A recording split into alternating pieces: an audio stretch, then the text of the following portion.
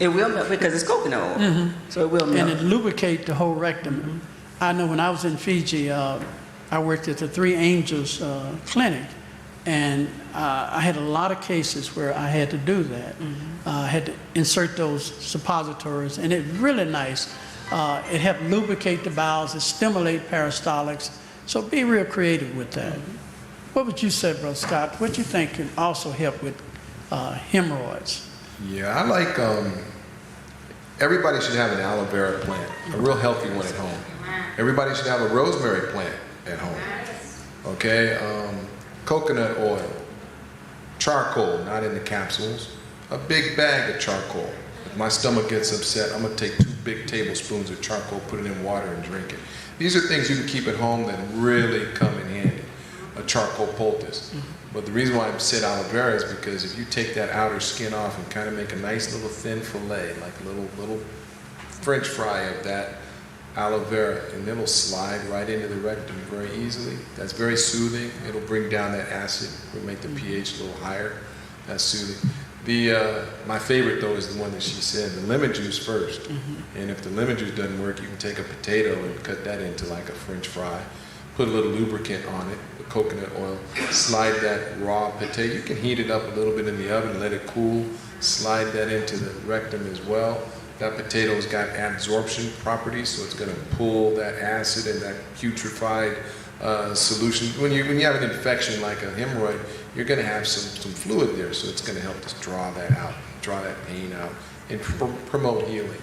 Then follow up with the aloe vera. And it takes time. You have to repeat these things.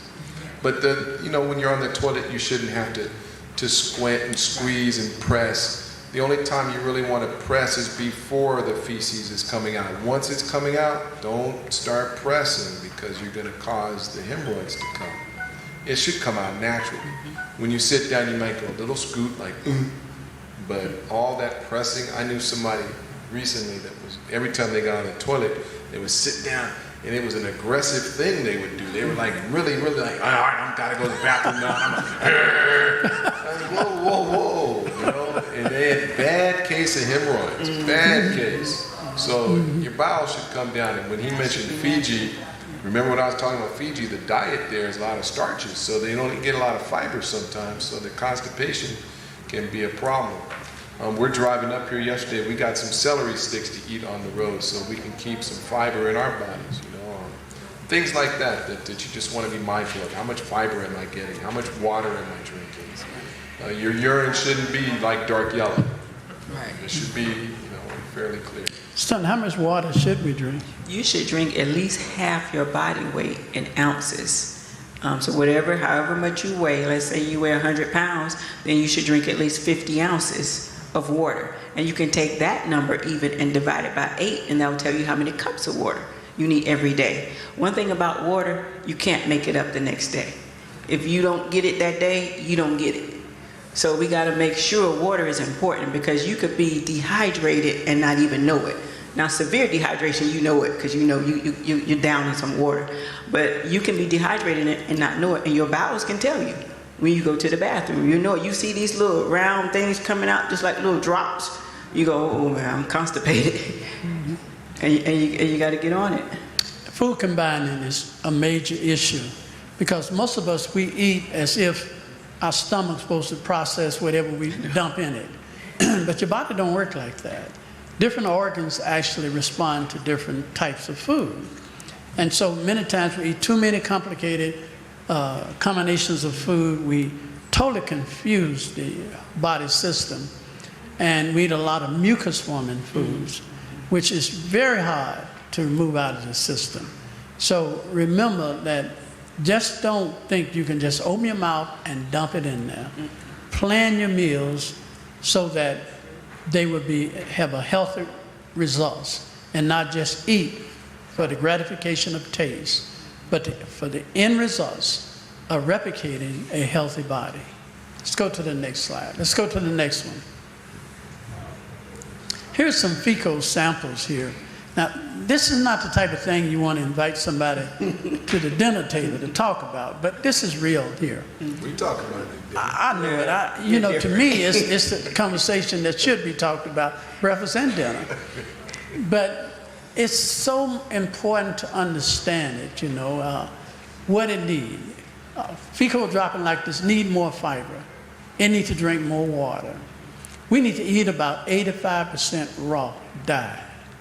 Do you know if we ate 85% raw, there would be no obesity? There would be no disease among us, because our body was systematically processed the nourishment in foods, and we would be much healthier. I know that some of our sisters are gaining weight as they age, and the doctors tell them that's a glandular problem. They have no clue what that is, a glandular problem. Really, I'm going to make it to you. It's a thyroid problem, hypothyroid. That's what it is. I study a lot on dealing with the thyroid, dealing with Graves' disease, thyroid storm, hypothyroid, you name it. What's happening, my dear sisters, is that your metabolism is slowing down. And you're getting a bad rap because everybody looking at you say, you just a glutton, you eat too much food. That's not the case. Some of the skinniest people in here out-eat some of the heaviest people in here. And they don't gain no weight. They got a fast metabolism. You have a slow metabolism. That's because your thyroid is sluggish. So what you want to do is to reduce your glutathione foods. Your glutathione foods suppress the function of your thyroid. Now this may sound complicated to you, but most of your green vegetables are glutathione.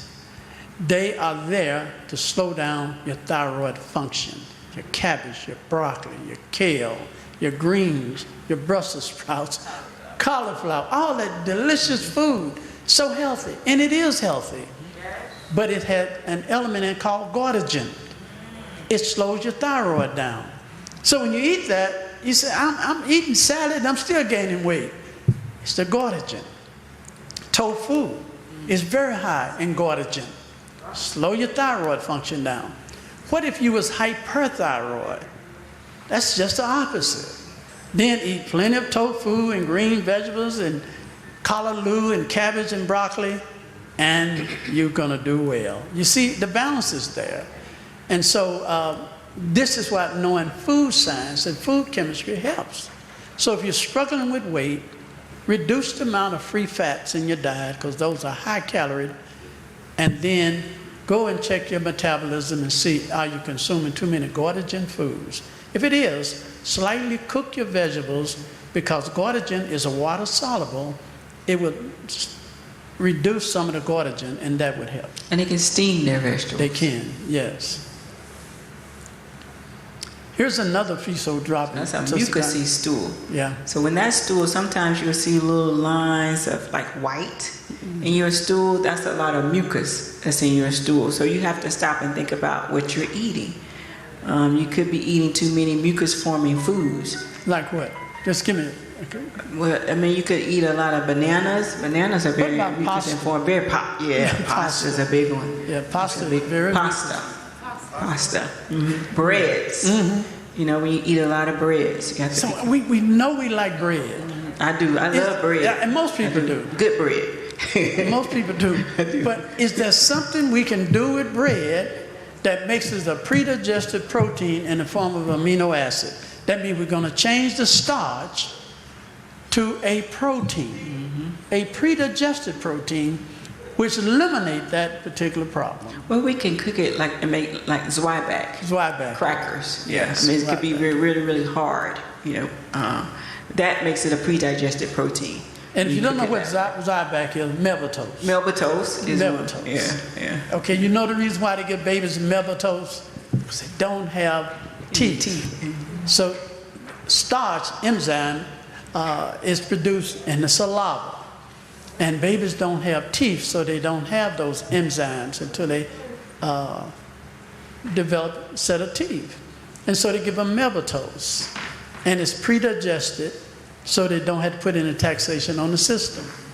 So if you're having problems with a lot of starch, want to reduce it, dexturize it, twice toast it, you change the starch to a pre-digested protein. And all those starches too, with the breads and the pasta, also puts a lot of weight on you, and that can also cause diabetes.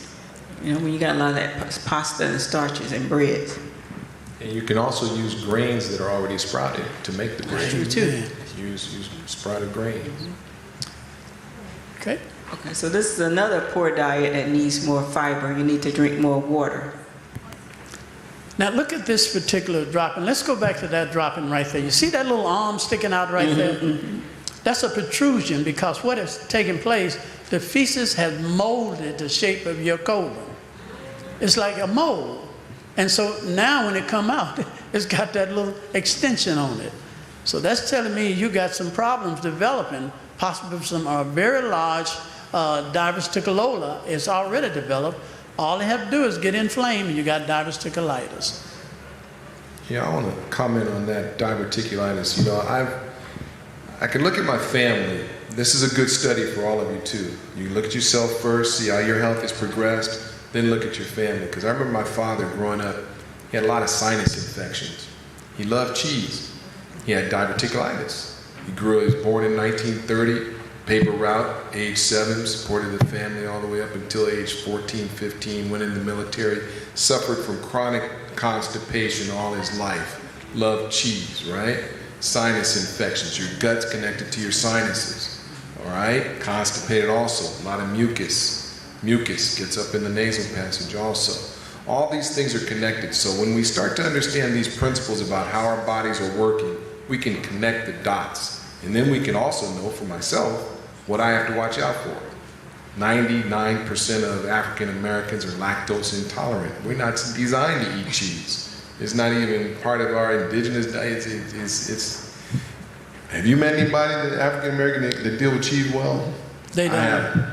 They just simply take medication, take some type of medication to get rid of the symptoms. They don't associate the symptoms with lactose intolerance. They don't. The ill feeling it comes from something else. So they take a drug and that suppresses the symptoms, and they never associate it with the persistent behavior of eating food, dairy products, and that is causing the problem. See, we take so many drugs that we take drugs based on symptoms. That's true. And symptoms is never the problem. Symptom is trying to fix the problem. Disease is a curative process, not a disease process. This is a total mistake that the medical system is making. They design drugs to fight the symptoms. But the symptoms is telegramming you, letting you know you got a headache. And the reason why you got a headache, you're constipated. Okay? You got arthritis. The reason why you got arthritis is you got too much purine and uric acid in your system. So the headache is communicating. Disease is a friend and not an enemy. And stop treating the symptoms, but seek out the cause. That's right. One of my favorite quotes is Ministry of Healing 127, and it says, disease is an effort of nature to free the system from conditions that have resulted from a violation of the laws of health. Who violated the laws of health? That be me, that be you. So that disease is our friend. It's trying to free the system from these conditions that we have caused. And then it says, and then nature is to be assisted in her effort to reestablish right conditions in the body. Mm-hmm. So then we got to help it. So that's where the herbs come in, trying to help it. We're not supposed to, do this all our lives. I mean, you don't want to get used to taking charcoal every day. Charcoal is something that's medicinal. It's to help you get to a certain point to where you don't need it anymore. But I also wanted to add that, I was not raised Adventist. I've been an Adventist now for about 20 years. But the way I grew up watching this, particularly my father, just taking medication after medication after medication after medication. When one didn't work, I'd be the one, me and my mom, and sometimes my sister, because my father is legally blind, so we would have to take him to the doctor. So I'd be the one to see the doctor say, oh, no, that didn't work. That caused this. Okay, well, let's try this. Oh, that didn't work. Okay, let's try this. Oh, that didn't work. And I'm like, and I'm thinking, you know, I'm a thinking person. So at that time, I'm going, well, what does this mean? Why does he have to take all of this medication? I didn't understand until the Lord showed me that, because I thought when I got his age, I thought I'd be doing the same thing. Because he has like a Ziploc bag of different pills, you know, medications, a gallon-sized Ziploc bag. And I thought that's what I was going to do because I didn't know any better. And then I realized, once the Lord started showing me things, all I got to do is change my habits. I don't have to follow that same pattern. And a lot of us don't know that. But we've got to change our diets. We've got to be willing to make that change. So then the Lord's got something to work with. Okay, because if you want to put in the effort that it takes to change your diet, then he's there to help you. I can guarantee you that. You know, if we put in our bodies what he told us to put in, Genesis 1:29, as you read this morning, nuts, grains, fruits, and then after sin, vegetables were added. If we put in our bodies what God told us to put in, I can guarantee you it would run like a well-oiled machine. That's what it's supposed to do. You wouldn't dare go put diesel in your car if your car takes unleaded gas, would you? Not why? Because you know it's going to mess it up. So if we've got a guidebook, the Bible, why would we put other things in our body that he didn't tell us to put in there? It's going to mess it up. I like how you said disease is an effort of nature to free itself. You know, if you got an upset stomach and it's just really bothering you, but if you can throw up, you feel better. That's right. That's what dogs do. And you get so constipated, That's right. You give yourself an enemy. It's that's not so bad. That's right. Disease is an effort of nature to free itself. It is. And so anytime you have a problem, nature's trying to do it. Take a person with prostate problem, frequent urination, constantly urinating. Why? You're urinating because some of that urine is kept back in the bladder, is putting a burden on the kidney. Your body is trying to help by creating frequent urinations to get this old stagnated urine out because you're not eliminating the full volume of your urine. You're holding some in. So what you need to do, you need to assist nature by taking some diuretics or taking some herbs that will help you void your full urine content. And drink more water. Yes, Drink more water. but instead of doing that, Scott, they don't drink the water because they're scared it's going to make them urinate. The urine become more concentrated, and bacteria infection cause kidney failure and many other problems. And this one here. This stool. This is a mucusy stool. Yeah, this is basically where you're not eating enough fiber, you're not drinking enough water, so your pieces come out like this. And we study all of these, so when we look at a person, we say, I'm going to put you on an 85% raw diet. I'm going to keep you well hydrated. I'm going to make sure you get plenty of exercise. And I'm going to take that stress off of you. Do you know the reason why you have a desire to eat more denatured, devitamized, mucus foods? Stress. Because those foods are addictive. You know, it calms you down. It gives you a quick high. But there is a crashing down. That sugary, mucus food will make you so addictive that you get it because it peps you up. And that's where your problem. You're in a vicious cycle, grabbing something to pick you up. You're trying to satisfy those nerves. And you're not going to do it by eating yourself, selecting bad foods to do it. And, you know, we talk a lot about food, but there's more really than just food. Culturally, we've been taught, and I'm thankful too, because I've watched y'all's expressions on your faces as these slides come. 10 years ago, people would be going, you guys are doing really well, thank God. Yeah. I remember when as good as when people would be having a fit. Some people would actually walk out because they don't want to see pictures of feces, so the Lord's blessing. But take coffee, for example. Just a half a cup of coffee reduces the blood flow to the frontal lobe by 40%. 40%. Now, do any of you know what the frontal lobe is done? What happens here? This is the communication center with God. So, He didn't get us with alcohol, right? Some people we got with alcohol, maybe some of us said no alcohol. So now we drink coffee though. But there's an attack on our mind. See, this is where the war is. It's in the mind. And when we get addicted to these certain foods or even a coffee, for example, we're actually reducing our ability to actually hear spiritual things. But you know, there's a condition called non-alcoholic cirrhosis of the liver, where people can actually develop cirrhosis of the liver. Typically, you're going to get that from drinking alcohol. But they forget that your body itself is a distiller. It will make its own alcohol from eating too many starches, and by doing that, starches and proteins and sweets together, you're going to make alcohol. Yeah, can you give an example of a plate that's going to generate some alcohol in the body? Well, like I said, if you got pasta and you got some sweet potatoes and you got some sugar on it, you got some rice, all of that is just setting you up. Then you want a dessert behind that. You are eating a high sugary and starch meal.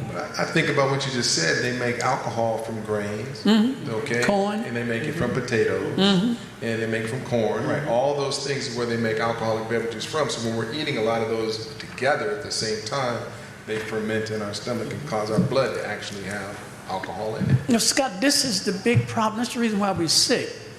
There's nothing wrong with corn. There's nothing wrong with potatoes. But your largest meal should be your complex carbohydrates. You know, we had a wonderful meal today. We had that beautiful kale. That should have been our largest meal portion. But instead of us selecting the largest portion, we select the very thing that we need the smallest portion. And that was the, I don't know what it was, but that was the meat it looked like. It wasn't meat, so I don't want to put that on the air. But I'm just saying that protein, we needed the less of that, smallest amount. You know, you're going to eat 80 to 85% complex carbohydrate. You shouldn't eat no more than about 3 to 5% fat and somewhere between 5 to 10% protein. You would never have problems like that. I remember though, growing up, you go to the restaurant, you have that little tiny piece of parsley garnishing the plate when you go to the restaurant, right? That was the most healthy thing on the plate. Now I eat a salad of chopped parsley and lemon juice and chopped up onion, and it's actually called tabbouleh. It's from the Middle East. Beautiful, if you can get it like that. But alkaline producing food, it makes I feel good after I eat it. My body, literally my body says thank you. Because you feel so good after eating that. You don't feel full, you just feel like you ate, and your body says, okay, it's got energy. And the chlorophyll from the parsley actually helps your brain too. It actually helps the endorphins in the brain, serotonin, things like that. So blood in the stool, what could that be from? Well, like I said, this could be, it could be an irritation in the bowels. It could be straining. It could be, once again, it could be hemorrhoids, dehydration. So it could be all of those things. But I still think anytime you have a stool like this, it's probably centered in stress. Right. Because you can look at that. When I see that, I see a very stressed out person. These people here probably would have frequent loose stools like this. That stool should be well formed, and yet it's not. And so something is causing it to move through the system too rapid. And that is, to me, a classic case of an overstressed person and not eating a proper balance of roughage and fiber in the system. I can remember the first time I had salad for breakfast. I have it for breakfast most of the time now. And I remember the first time I had it, I said, I'm not eating salad for breakfast. That's not what I'm used to. Where are the pancakes? Where's the waffles? Right? But now my body's used to the biggest meal first thing in the morning and my smallest meal in the afternoon.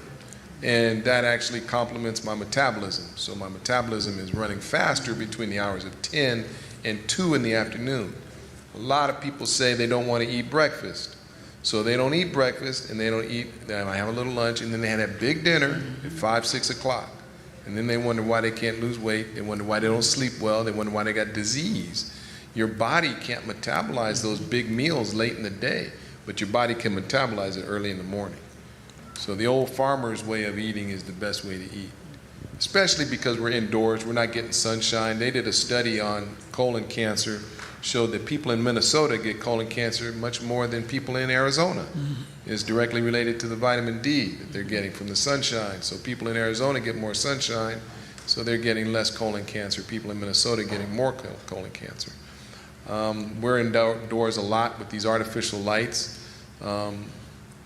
We need to supplement our diets with vitamin D often, especially in the wintertime. And you know, I found too, Brother Scott, that when I do eat my biggest meal in the morning, I'm full. I really don't feel like I want anything else to eat until that second meal, because most of us, I know all of us up here, we eat twice a day. Mr. Wilson may eat once, but we eat twice a day. Or not at all. And you're full. You really are. So you eat your biggest meal in the morning and your smallest meal in the afternoon, about 2 or 3 o'clock in the afternoon. You eat that smallest meal and you're fine. Just drink water for the rest of the day, and you will be okay. I try not to eat when I'm lecturing, because I have such a handicap with my brain. And people think that I know a lot. I don't. Because it's a struggle to remember, to comprehend. And so that's from years of abuse. So what I have learned to do, I don't compromise my mental faculties by eating. I have trained myself, I do not have to eat. I didn't eat no breakfast this morning. I didn't eat today. I'm going to love your delicious salad when I finish, okay? I'm going to enjoy that. But I'm fine. I don't feel weak. I don't feel tired, because I've conditioned my body for that. And food don't tempt me. Now, that meal looked delicious, and I just looked and said, "Whoa, that looked good." But my brain said, my frontal lobe said, nope. You must gain that discipline, because the problem with us, Tanya, we eat too much food. That's another thing I was going to bring up. You're correct. Temperance. We have to learn to have temperance with our food and eat at certain times and eat certain foods, and don't eat with our eyes. You know, I mean, you can eat with your eyes to a certain extent, because you do want color. You want nice things when you're eating, but just don't overeat, you know, because we see the sweets, we see the pastries, we see all this other stuff, and we want it. You know, it looks good and smelling. You know, when we smell good food, we want to get that food, even though you could have just eaten and may not even be hungry. But the mind, you know, you're gonna want that because you see it, because you smell it. You know, I want to talk a little about some diseases, and then eventually we're going to let y'all answer some questions. Let's talk about prostate. That's a major problem with us brethrens. And let's see what's really happening there, and what can we do about this problem.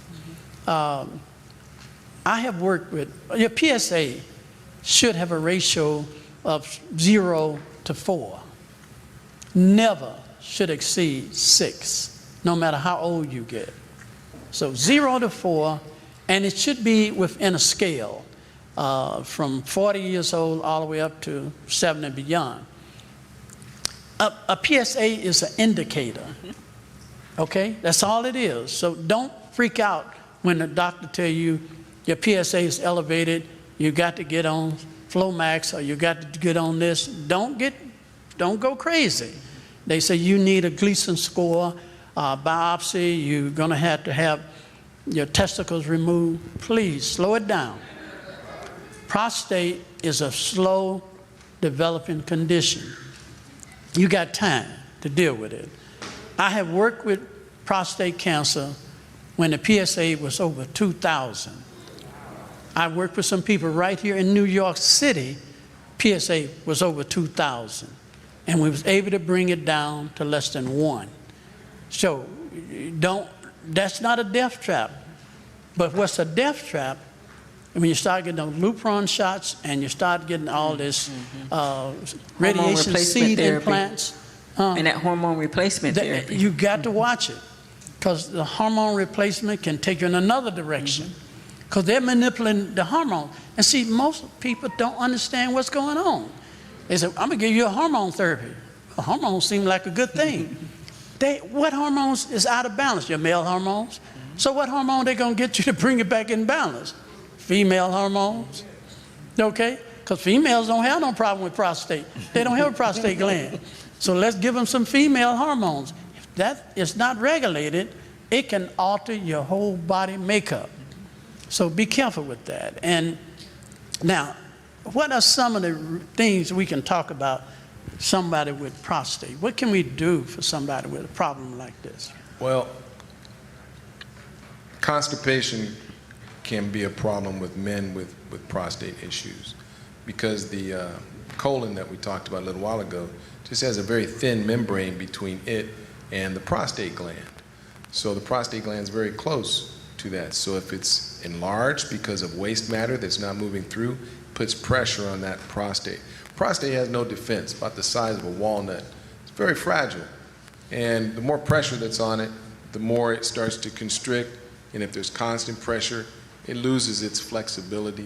It becomes hard. When it becomes hard, it becomes more susceptible to cancerous cells. So keeping the bowels moving is important. I eat a lot of pumpkin seeds, raw pumpkin seeds, just because it's easy. I can grab them and eat them. Very, very good for the prostate. High in zinc and good for prostate health. Pomegranate juice, probably my favorite juice to go to. Pomegranate, excellent for the prostate. Man, drink 6 ounces of pomegranate juice a day, maybe every other day. To get you one of those palm juices and just drink that periodically. Get it like a handful of pumpkin seeds. Eat that every day if you have any kind of prostate problems. Those are just on foods and juices. What about tomatoes? That's what I was about to say. Tomatoes, Lycopene. Lycopene, my favorite thing, and watermelon. You know, now that it's coming in season, I'll take about 7 days and just do a watermelon fast. Just eating watermelon for 7 days. A super high concentration of lycopene, but cooked tomatoes, very, very good concentration of lycopene. Lycopene is that red substance that makes the food actually the red color, and actually helps the prostate gland to function more effectively. I really like the watermelon, the melons, because it's like you're getting two blessings. It serves as a good diuretic and the lycopene. Amen. So, it flushes you out. It's going to make you urinate, which is a good thing, because you don't want that stagnated urine in your bladder, because it's going to upchuck into your kidneys, and it's going to mess with the function of your kidneys. That's how you end up with kidney failure. What I do is I'll take the watermelon for 7 days and I'll do a colon cleanser with it. And so I'll do colon cleanser twice a day. And if I don't have more than 4 bowel movements a day, then I just stay at that dosage. If I have more than 4 bowel movements, say I'm probably taking too much colon cleanser. So that's how I gauge the colon cleanser. If I have more than 4 bowel movements or I start getting runny or whatever, just back off the dosage. But that with the watermelon, beautiful, just a good cleanse before summertime kind of gets going. After, winter and you've been kind of sluggish or not getting enough sunshine and all the other things, just cleanse out the colon. Watermelon fast, good. So what kind of baths should we consider with somebody with prostate? Oh, wow. You could do Epsom salt baths. Those are very good, where they can sit and soak in a bath. They can do a hot bath. Is good. That's good for them. A sitz bath is very, very good for the prostate. You can get those little things you can put over the toilet, and they can do a sitz bath. That's very, very good. Probably one of the best things that all of us can do is within all our capabilities to do is exercising. That is one of the best things to do for prostate. Learn how to stretch those pelvic muscles. Walking, doing stretching exercises is one of the best, because if you don't stretch those pelvic muscles, the prostate is going to become hard. So walking, I know, Scott, you do a lot of walking. You like to go hiking, and I know that's one of the biggest benefits. It's my therapy. I know it is. So let's talk about another one. One of the things I want to go back to is I want to talk about with the prostate, because we know that with prostate, and as well as someone who may have some estrogen problems, there's a correlation there. And you talked earlier about your testosterone when you're old and your testosterone when you're young. I want you to touch on that so that they can understand the estrogen that's involved with the prostate issue. Well, a male have about 10 times more testosterone than a woman, 10 times more. And so consequently, if a man estrogen level come up 3-4%, it's going to affect his hormonal balance, and it can make him impotent. And the reason it affects it is because estrogen is dominant. It's more dominant than testosterone. I know you brothers feel like I'm macho, plenty of testosterone, I got all the strength. But from a hormonal standpoint, estrogen dominates testosterone. And what happened is, as a man started gaining more body fat, not getting enough exercise, his body become toxic. The foods he's eating. The food that he eats, yes. Especially a lot of fried food, a lot of free fats. All of that is going to be converted to estrogen. When we were younger, we called it the beer gut. You know, they get that gut starting to hang over. So you have different types of estrogen. That's right. You have phytoestrogen, which is plant-based estrogen, and you got animal-based estrogen. But when you cook phytoestrogen, you mimic it so close to animal-based estrogen that you don't deceive your body. Your body uses it as if you're still eating pork chops, ham, and chicken. You can take tofu and fry it. You're not tricking nobody but yourself, because it's going to have the same effect on the system.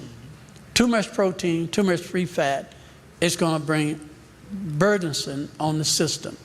So you need to really reduce those foods that are mimicking animal-based foods, because it may be gratifying to taste, but you're still eating meat based on chemistry. And I teach this all the time. You take a piece of chicken, Tanya, it's protein. You cook it in grease, it's fat. You take season it up with all your seasons, that's fine. You take a piece of veggie meat and do the same thing. It's going to take the same digestional system to break down that chicken as it break down that veggie meat. That's right. It's going to put the same taxation on the system, and it's going to cause the same imbalance. That's why vegetarians and vegans are having problems, because they're eating too much of that plant-based meat. And a lot of those plant-based meat are genetically altered. Like they got these meats now that they beyond meat burger and all that stuff. Impossible and beyond. You better beware. A lot of these meats are genetically manufactured from animal cells and tissue. And see, the way science works is, if you genetically alter an animal's tissue and cell through so many generations, it is not classified as animal cells and tissue anymore. Right. That's right. That's why when they did the vaccine, they said it's no animal byproducts. No baby fetus. Fetus, and it's not in it. That's because they have went through so many generations of altering it through genetic manipulating to based on science, not based on God, based on science. It is not classified as animal-based. And that has to do with the way it was written in the law, is what has to be disclosed. It has nothing to do with reality. The reality is that it's still derived from a baby fetus, but because of the way the law is written, the company only has to disclose so much information. You have to really go back and research it to find out. That's right. That's right. So when we are working with someone, like a female, for instance, who has an estrogen-driven condition such as fibroids or breast cancer, we can use some of the same things that we use for an estrogen-based condition for a woman that we do for a male with prostate, because it's estrogen. His estrogen is too high, and we have to bring it down. I remember one time I was working with a guy with prostate, and I gave him some phytoestrogen tablets, and it said, for women. And he called me up, he said, I think you gave me the wrong thing. You gave me something for women. I said, no, I gave you the right thing, because you need a little bit of estrogen. You don't need that much. But I had to tell him, I said, what's happening is your body has too much estrogen in it. But you need a little bit, and that'll help it. But once I explained it to him, he understood, and he said, oh, okay. But you use the same things. You know what it is? See, your cells have what they call receptacles on them. The receptacles are there ready to receive certain elements. And so if you feed those receptacles too much estrogen, the more estrogen they get, the more receptacles they make, the more growth you're going to have. But the beauty of it, if you give them a small amount of soy, The small amount of soy will fill the receptacles. Right. Because it's a weak phytoestrogen. It will fill the receptacles and shut the receptacles down. So there will be no desire to replicate more receptacles. So that makes soy is anti-estrogen and also estrogen dominance.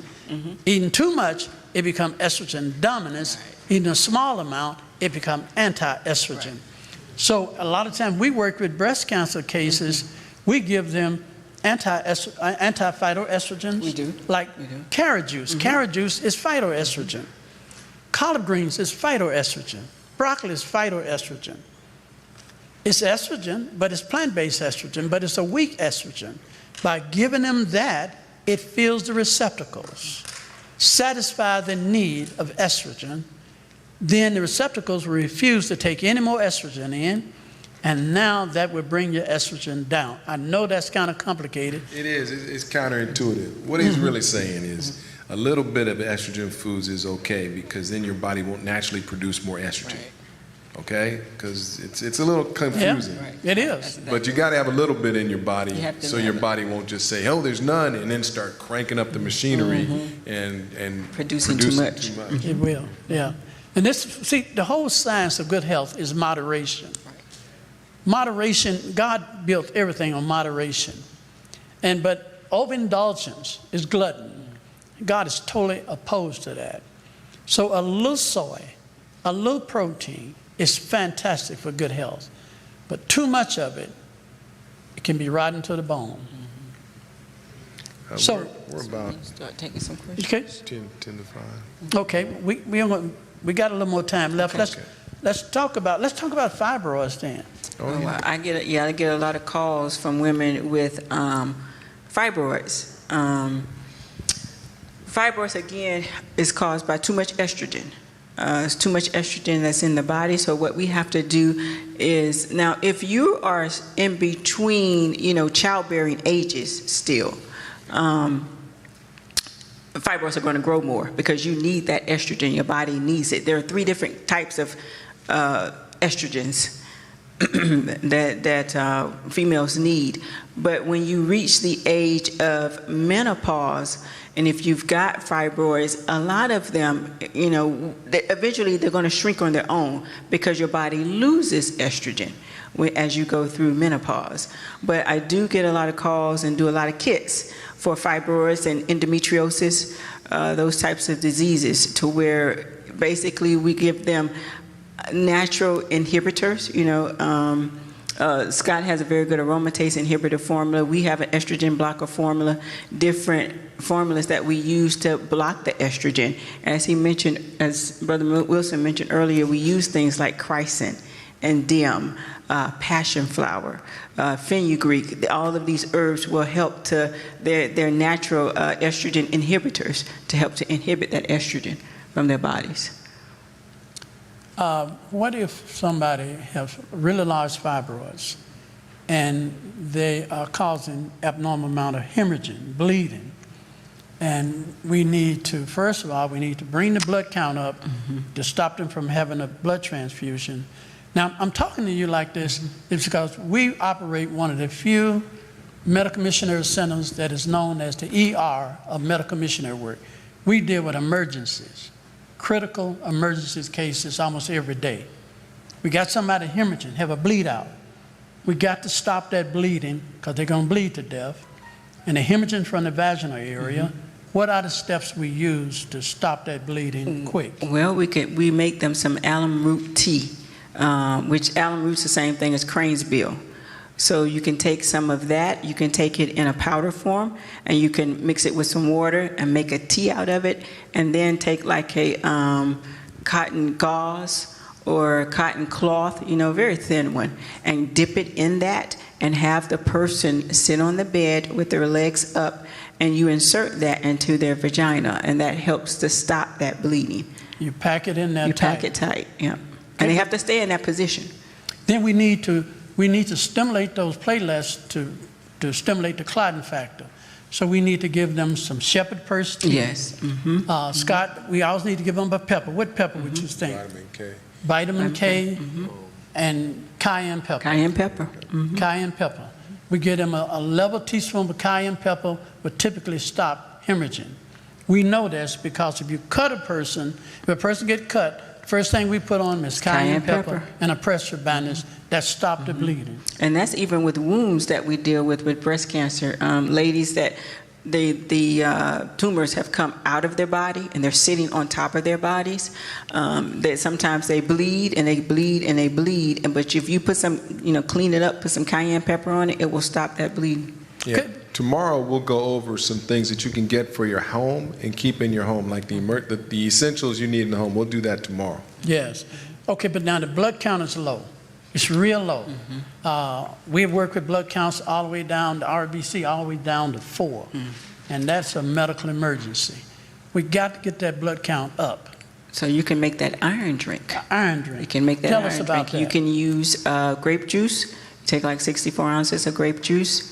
You take like a 1/3 cup of apricots, 1/3 cup of prunes, and a 1/3 cup of raisins. Yes. And you mix those together. And you put it in the grape juice and let it sit on the counter for a day, just a day. And then after that, Put a little you can blackstrap molasses. Oh, the blackstrap molasses. black Thank cherry. you. I forgot that. And the black cherry concentrate. Yeah, use a little bit of those. And that will help to bring, and you put it in the refrigerator after that for like 3 days. And then they take that, and that will help to bring their iron count up. Now that's very sweet, what she just described. So if a person has diabetes, you might have to do it a different way. So you got to get them some liquid chlorophyll, some blood-building foods. Anything that's green is blood-building. So alfalfa, wheatgrass, chlorophyll, liquid chlorophyll, things like that are going to build the blood up. The spirit of prophecy give us a clue how to bring red count up. Easy with the white of a chicken egg. Okay, let's tell them about that. You can use the white of a chicken egg too. Now we're using this medicinal, just like coffee. Okay, coffee is used medicinally and it has a different effect when it goes through the back door, because we use coffee when we're doing coffee enemas, and sometimes people have something against that. But if I'm going to do something medicinally, I'm not using it for a long period of time. I'm using it for it to serve its purpose, and then I'm going to stop. But you can take the white of a chicken egg and you can mix that, if you've got that, with some grape juice, and that too will help to bring your iron count up. Amen. A young girl is having a lot of female cramps, just severely cramps, where she's got to get a shot of the relief of cramping. There's 2 things I highly recommend. It never failed me. There's an herb called cramp bark. Cramp. Like you're cramping, cramp bark. Take about 4 tablespoons of cramp bark, put it in about 12 ounces of water, make a tea out of it, let her drink it, sip on that. Another one, which I really have high remarks for, is peach leaf tea. Oh, yeah. Make a strong tea out of peach leaves. Not only will this slow down female cramps, it's also one of the best remedies for gastritis and stomach ulcers. It neutralizes the acid buildup in the stomach. If you have an acid reflux, you can take 8 to 10 tablets of chewable papaya enzymes. Chew them right behind each other, and in less than a minute or 2, your acid reflux is stopped. These are just simple things that you can do. If a woman have a bleed out from fibroids, set her in a tub of water. If you don't know what to do, set her in a tub of water and let her sit there. The water will equalize the pressure in her vaginal area, slow the bleeding down till you can call for some help. These are just simple things that we as a people, we need to know, and we need to prepare ourselves for these things. It's going to take a lifetime of learning and studying, but when the urgency comes, you will be able to meet the need. When was the last time you had acid reflux? I don't know. I don't think I ever had acid reflux. I say that because if we eat properly, and if we don't eat late at night, and if we're not eating greasy foods, and we're not eating stuff that we shouldn't eat, we'll never get acid reflux. Yeah. Acid reflux is a direct reflection of how we're eating. So there is a remedy for it, but the best remedy is to eat properly. That's right. Okay, let's talk about breast cancer, and then we're going to get ready to open it up for you to ask us some questions. We know that breast cancer is very complicated, and these are the areas that we have our most experience in. breast cancer, prostate, and brain cancer. But breast cancer is so different. There's so many different types of breast cancer. Especially nowadays, they've come out with this, what's the thing called? They got HER2 new and all of these different BRCA1, ones. BRCA2, yeah. HER2, estrogen dominance. It's so many different types. Take, for instance, estrogen-driven breast cancer. Okay. That's the easiest one to reverse. And it's because it's got estrogen receptacles on them. If you can feel the receptacles, you just about have cured a person of hormone estrogen-driven cancer. So that means you got to really regulate that diet, reduce the amount of estrogenic foods. That means that you got to balance that estrogen out with progesterone. That's right. Let me give a simple illustration. Woman she has 3 hormones: estrogen, testosterone, and progesterone. When she begins her monthly cycle, her estrogen creeps up. And her estrogen creeps up, her progesterone goes down. And then she'll start her flow. At some points, 3 to 5 days later, her progesterone started creeping up, and as it creeps up, it's like a valve. It'll cut off the flow or reduce the flow till it stops it. That should tell you that progesterone regulates estrogen. So that means if anyone have abnormal bleeding, they need progesterone. They're suffering from estrogen dominance. They need that. So get them a wild yam progesterone cream, and then put them on a low estrogen diet. They also need to lose weight because extra body fat can do the same thing. Your body will convert body fat to estrogen, and that could elevate your estrogen. Toxemia, waste in the system, can be converted to estrogen. So you got to regulate all those things, and then you can get it under control. 2 things that I found, which was when I work with a lot of women with estrogen-driven issues, is that they eat too much, either the fried food or the fried tofu, and stress. They're stressed. I tell you, stress is, I see it a lot. We've got to, get out of this habit of being so stressed, regardless of what it's coming from. A lot of times it's family issues. I tell people, when you do this work, a lot of it, if I could say 90% of it, is mental. You got to deal with the mental capacity. The herbs is 10%. Anybody can prescribe somebody some herbs, but it's about helping this person reverse whatever condition, whatever is going on in their minds, and to help them to get out of this stressful situation. Because that's what I'm seeing. I'm seeing that a lot. And to help them with their diets. If you can do those things, you've really helped to reverse the condition. Okay, you mentioned stress. What about people that have just lost hope? Do you see that too? I do see that. Because they just kind of gave up on life. It's like, okay, I just got to go through this. I'm going to die eventually. And that's another problem, because the Lord has given all of us, as long as we have breath, work to do. That's right. That's right. Somebody to help. Scott, what you're talking about is something we deal with, all of us. And it's a difficult thing, but you have to be a good motivational speaker for the Lord. You got to convince that person that they can live. You got to convince that person it's God's will that they live. If you can do that, 90% of the curative reaction is taking place. Because so is the mind, the body will follow. That's it. And so if you can't sell the idea that Jesus loved you so much that he died for you, and the Father gave his only begotten Son, and that he have made it possible for you to recover.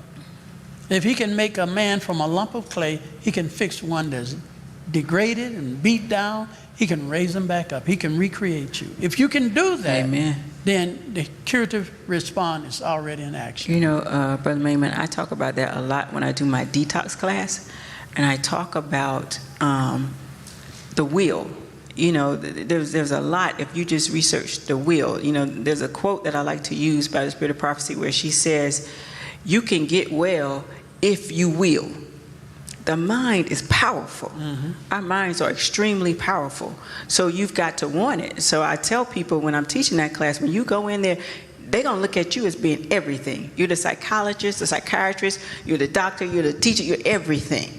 And so, like you said, you have got to be that motivational speaker. You've got to be the one to let that person know that you can do this. You can do this. This just didn't happen overnight. It's going to take you time to get well, but you can get well if you will to get well. You can. What about depression?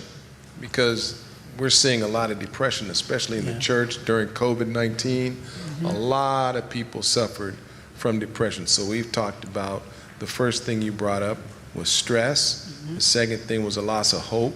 And now we're dealing with depression. All three of these we see a lot in people. And how do you inspire somebody that's depressed? Ask yourself, what do you do? I mean, a merry heart doeth good like a medicine, but everybody's not going to receive your little jokes.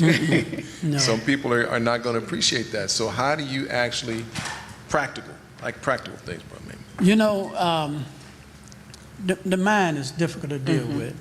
And once again, I think it comes down to how you communicate.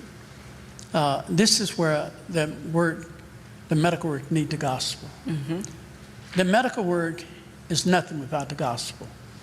The only thing going to give you peace and a sweet assurance is the Word of God. While you're working with the person, you sing with them, you read to them, you pray with them. You be there to encourage them. And like, I have one thing that I do, because I work with so many seriously ill patients. They cannot walk back to the end of this, to the back room of this church without being out of breath. They got congested heart failure, or they weak from cancer. And I tell them, I said, look, you want to get well? They said, yes, sir. I said, if you can walk back there and touch that wall without being out of breath, I said, you're on your way to get well. They walk halfway and they got to sit down. I said, don't worry about it. I said, do that 3 or 4 times a week and keep building it. And then they got a goal. They wake up in the morning. Brother Wilson said that if I can touch that wall, I'm going to get well. And they fight to meet that goal. And once they meet that wall, I said, now look, you're on the road. I said, we got a journey to make. Let's do that 2 times and 3 times. Let's walk a half a mile. If you can walk a half a mile a day, you got 6 months of vital forces. They said, okay. They conquered that. I said, now, if you can walk 1 mile a day, you got 1 year of vital forces. I said, you're almost there. I said, now if you can walk 5 miles a day, you walk cancer right out of your body, because nobody's going to die from cancer. They can walk 5 miles. You see, those goals was motivating them. It was something that they could achieve. You start them off achieving a little goal, but then keep extending it. You'll be amazed how that would motivate people. And it don't have to be walking. It could be in other things too. So let's open up for some questions here. We just opened up any question you want to ask us without time remaining. And if we don't get through all of them today, tomorrow we're going to have treatment kits. We got treatment kits. We can design custom-made treatment kits on every disease. We have missionaries that come in the home with you, and they'll live in with you and treat you if you don't know how to treat yourself. And if you know somebody that's not an Adventist, try to bring them. Try to bring one person that doesn't know anything. Because this is the health message. This is our way to reach people. So I pray that we get a few people in here out of the church. I know I haven't been in New York in a long time. Y'all know Monet and Kalina. They took over for me. I worked this area for many years, and Northeastern Conference and so on, and Greater New York Conference. And this is the first time I've been here in years. And I'm glad to get back in New York. Amen. So I don't know when we coming again, because Scott got to go to Switzerland, he got to go to Germany, and no telling where else. And I know me and Tanya got to go out on the West Coast. Then I got to go to Romania, I got to go to UK and Aruba, and I don't mind going to Aruba. No, I go there. Okay. And then we got all through the United States we got to go. So we don't know. I'm saying, I know God has called us to deal with emergency conditions. There are wonderful medical missionaries here. We are medical missionary physicians. It's different. Everybody's called to be a medical missionaries, but only a few people are called to be medical missionary evangelists and physicians. We have committed our life to this work. I don't have a life outside of this work, and they don't either. So it's a different calling. So take advantage of us while you're here. If we can help you, please allow us to do it. Yes, our first question. Hi, I have two questions on the watermelon. Is the watermelon seed good for consumption? The seed? Yes. Oh, watermelon seeds are full of protein. They're good for you. I mean, you have to chew them really well so your body can assimilate those nutrients. And just swallowing them whole not going to do a whole lot for you. But you can eat watermelon seeds. Yeah. You know what I like to do, Brother Scott, is I like to take watermelon with the seeds, of course, and just blend it up in the Vitamix and make watermelon juice. It is really, really good. Very refreshing and very good for you. And that way you're blending up those seeds. You can make a tea out of watermelon seeds. It's one of the better diuretics you can get. Okay, thank you. And the next question is, for the watermelon fast, how long and how many watermelons? I eat a lot of watermelon. I can eat a whole watermelon in a day. I'm talking about those big ones. I only eat the ones with the seeds in them. That's why I have to wait till summertime.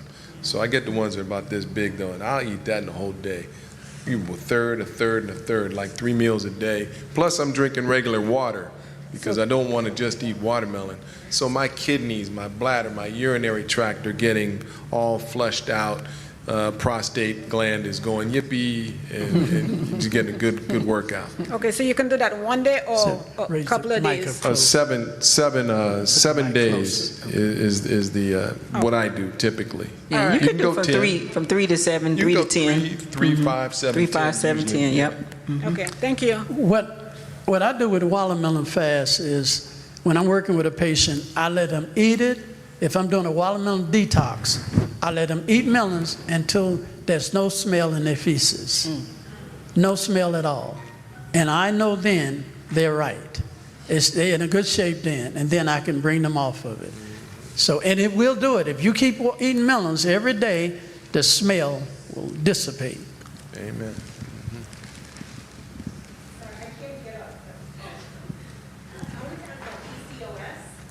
They're going to bring you the mic. She said PCOS. Right. Yes. No, I was just asking about polycystic ovarian syndrome. I know a young lady who was diagnosed, and it induced diabetes as well. She's only she just turned 20, so they pretty much told her that she won't be able to have children and whatnot. So I'm just asking on her behalf. Well, polycystic ovaries is one that we work with a lot. That's where the ovaries become polycystic, a lot of lumps on it, and it causes her to produce too much estrogen. And too much estrogen throws the progesterone out of balance, so it's very difficult to get pregnant. In order for a woman to conceive or get pregnant, there must be a proper balance of estrogen and progesterone. That's why they put them on birth control pills. Birth control pills is made out of estrogen and progesterone, but they put a lot more estrogen in it, in some cases a lot more progesterone. That throws it out of balance and makes it very hard for you to get pregnant. So what you want to do with that, there is a wonderful herb for that, about 70% effective for polycystic ovaries, just the herb alone. Easter lily.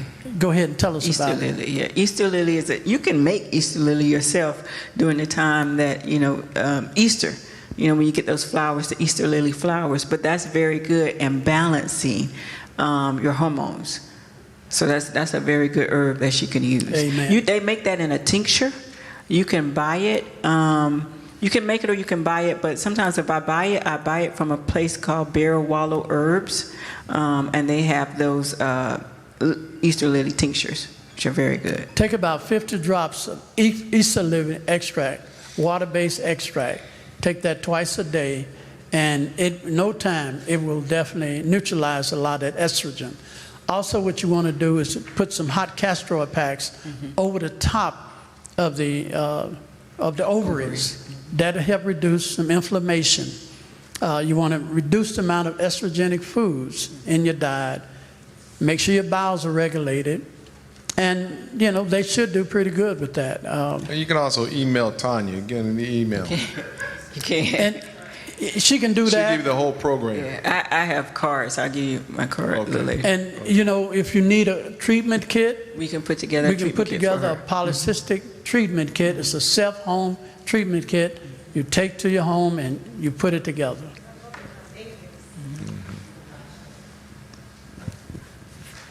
Okay, anyone else? Yeah, I have another question. How do you know when you have too much estrogen in the body? Well, we're speaking of a man and woman, just briefly. If a man has too much estrogen, typically he'll bald in the top of his head. If a woman is producing too much estrogen and is converted to testosterone, she may grow some facial hair. If a woman produces too much estrogen, she may have abnormal menstrual cycle. So those are some of the main things to watch out for. And that's usually during your childbearing ages for women. Usually when you reach, menopause, typically you may not have a lot of issues with estrogen because your estrogen level drops. It drops a lot. That's why you're going through menopause. So I look at that too to see the age of the person. Body fat, extra body fat will compensate for the ovaries not producing enough estrogen, and your body will convert body fat to estrogen. Overstress can affect the way your body metabolizes food, can be converted to estrogen. Toxins can be converted. Petrochemicals can be converted to estrogen, like plastic and petrochemicals. They all can affect your estrogenic level. So, but those are some of the more classic ones, but I would say that if a person suspects they got elevated estrogen level, they should go and get a blood test done. I do highly recommend working with doctors and working with labs. I'm not opposed to that. Everything we do, we try to run it through a lab. We try to know what we're dealing with. We're not just speculating.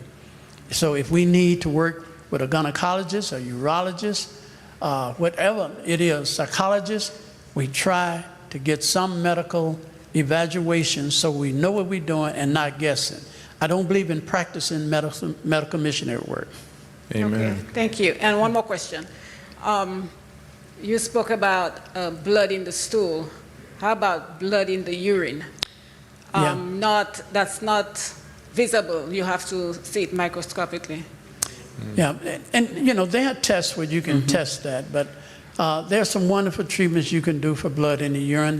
That could be coming from some type of infection, urinary infection, bladder, kidney infection. So it could be a problem with the urethra. So it could be with a man, sometime when he urinates, he can see blood because some of the real small vessels can burst and release some blood in the urine. So I would say always get that investigated to try to see where it's coming from. But typically, if from a man, it's going to be blood vessels breaking. From a woman, it's going to probably be from some type of urinary infections in her system. All right, thank you.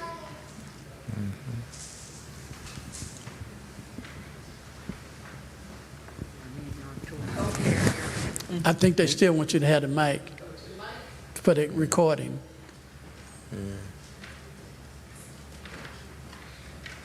While he's doing that, I'll tell you this too. Estrogen has growth factors.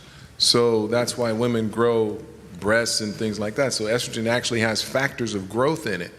If, say for example, young girls today are starting their menstrual cycles around 9, 10, 11 years old from eating a lot of the chicken and a lot of the food that has hormones and antibiotics in it. The best thing for a woman, the later she starts her menstrual cycle, the less likely she is to have hormonal problems, cancer especially. So a young lady should really start around 16, 17 years old, ideally. Yeah. But that doesn't happen hardly at all today. Most women are starting around 8, 9, 10, 11, well 9, 10, 11. So remember that when they're eating the chicken and the things from the fast food restaurants, that it could be contributing to an early onset of menstrual cycles, which is going to contribute to their detriment later on in life. Early onset, as you bring, and late menopause. When a woman get up in her 50s and still having menstrual cycle, it increases her possibility of having major problems. So a woman's body chemistry, when she's in childbearing years, could in most cases, be the same as a woman with terminal cancer based on chemistry. I'm not saying she have it, but I'm just saying chemically wise, her body mechanism is almost identical to that. That's why that during those childbearing years are very, very serious. That she begin her cycle at a late age and she do not proceed into menopause. I mean, she go into menopause before she get in her 50s. Firstly, thank you. Can you hear me? Thank you for being here. This is awesome. My question is, how do you work with people who just cannot get their appetite under control? I have a lot of patients who want... I think that one's not working. I have a lot of patients who want appetite pills, right? They want something to cut their appetite. I don't prescribe those pills. And so we talk about discipline. We talk about this and that. But is there anything they can use to cut the appetite? It is. Yes, it is. We work with a lot of people with obesity. And there would never be an obese person if they ate predominantly complex carbohydrate, about 85% raw. It wouldn't exist. So what I try to tell people is, instead of putting people on a crash diet, I don't do that. I eat the weight off of them. I literally eat it off. I go get a big mixing bowl, and I said, now, you can eat this big salad, eat as much as you want first, and anything else you want to eat after that, pig out. All right? But you got to eat that big mixing bowl of salad first. If you want donuts and McDonald's, go right ahead. And they eat that big salad.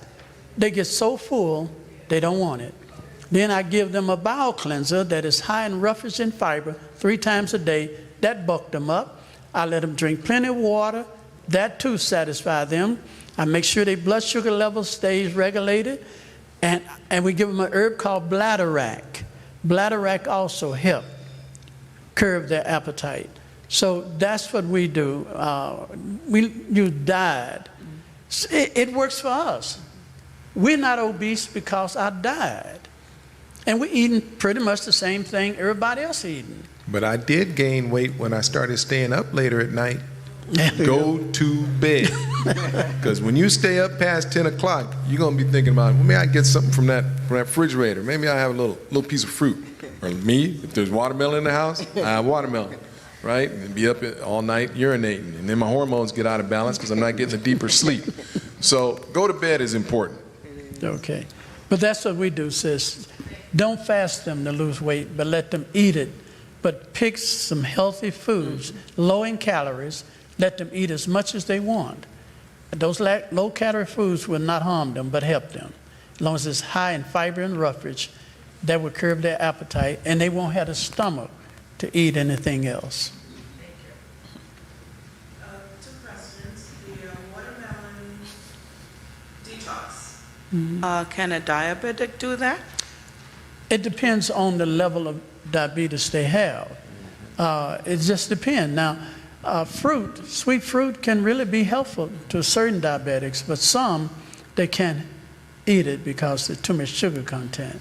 So is watermelon considered one of those that... It depends on the diabetic. The diabetic. Yeah, it's depending on the diabetic. But typically, watermelon is good for a diabetic because of the diuretic effect. It's going, even though you're taking in a degree of sugar, you flushing it back out. Okay. And that which typically make it a good wholesome selection. But if you notice that you're giving a melon and the blood still stand up, that's when you have to cut back on. That's right. So you're just going to have to monitor the person. Yeah, any type of fast or dietary change for a diabetic, they should be keeping up with their glucose levels prior to, and they should continue throughout it to see if there's any change. That's the most important thing with diabetes, is monitoring the blood sugar and monitoring your habits if anything changes. So you'll know, ooh, I made this change and it actually went down. You know, so. Okay. Another one is to, can prunes be used as, I want to say, a laxative to help you go to the bathroom? Yes, they can. Yes, but you can also, you can use it in a bowel cleanser as well. I mean, you can put prune, powder in a bowel cleanser, but yeah, prunes are very, very good as a laxative. Especially for delicate people, older persons, young children. I normally take prunes and raisins and dates, and I take some prune juice and I stew that, make a stew out of that, a broth out of that, and I lay that over some really cooked cereals, like buckwheat or oatmeal or something like that, and I let them eat it.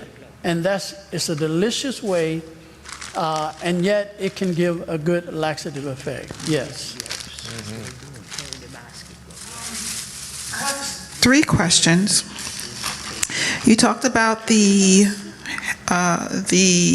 suppository for hemorrhoids. I wrote down the coconut oil, the witch hazel, and what was the other ingredient? Glycerin. Vegetable glycerin. Vegetable glycerin. Yeah, you get it at the health food store. It's clear. It's kind of sweet to the taste. It's like a moisturizer. Ladies, we put a lot of glycerin in our hair, or our hair products have glycerin in it because it attracts, the moisture in it. And that's what you need, the moisture in your stomach, because you've lost that. So when you mix that in with the coconut oil and the witch hazel, it's a very, very good suppository to help you to go to the bathroom. My other question was, you talked about a salad, the chopped parsley, lemon juice, and what was the third ingredient? A good tabbouleh salad is going to be chopped parsley, very, very thin, tiny, tiny pieces. These are diced onion, diced cucumber. You can get some Kalamata olives, the little salty olives, the dark ones, Greek. You can chop just a little bit of that in there. And lemon juice. You can put bulgur wheat, just a little bit of bulgur wheat. Most of the tabboulehs you see in a lot of places that have too much bulgur wheat, just a little bit of parsley. I don't eat that. You want the parsley to be the star of the show. So a little bit of bulgur wheat. You can use quinoa if you want to, a little bit of quinoa, but not a lot, mostly the green parsley. While we're talking about that too, salads can be boring. Because I know y'all don't like this little salad, with the iceberg lettuce and the piece of tomato and the cucumber, right? Is that boring? You got a cast iron skillet. Get you some broccoli. Heat up the cast iron skillet. Don't put any oil in it. Just put the broccoli on the cast iron skillet. Let it kind of brown a little bit, right? Keep turning it around, turn it around. It changes the whole flavor of the broccoli when you do it like that. Now it's got a little charred flavor to it. Chop it up, put that in the salad. Get some artichoke hearts. Get some hearts of palm. Get some cucumbers. Get some bell pepper. Put all these things in these. Pumpkin seeds. Put these things in the salad. Make the salad interesting. I like to put lecithin in mine. Because we're talking about salad and it really needs to be interesting. Because you'll get bored with just that iceberg lettuce and that tomato and that cucumber. You say, I'm not eating this anymore. So you want to make it interesting. Oh, different kinds of seasoning too. I put turmeric in my salad sometimes. Turmeric, coconut oil, different things you can do to kind of, if you're eating for health, you'll get imaginative. And you'll start to do things with your food that really makes it like all the greens I make. Kale, if I cook kale, I usually use coconut oil, and at the end of it, I'll put the coconut oil and the turmeric. Because I don't want to cook it with oil. You don't have to cook kale with anything. I just put it in a pot, and the moisture from the kale just cooks the kale. Put a little bit of salt to draw out more moisture.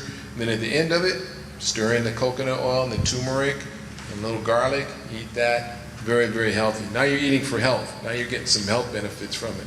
I don't recommend, none of us recommend cooking with oil. You should eat your oil after you cook the food.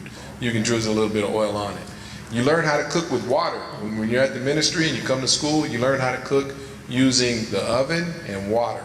And then you use the oil afterwards, so you're not cooking in oil. All of us learn how to cook from, it's a watered down version of French cooking. The French, they heat up the fat in the skillet, and then they put the protein in the skillet, and they cook the protein on one side, and they flip it on the other side in the fat. And that's the way most of us learn how to cook, but that's the French style of cooking. God has a better way. And you brought up a point about the iceberg lettuce. You don't want iceberg lettuce. Get you some dark, leafy, green vegetables.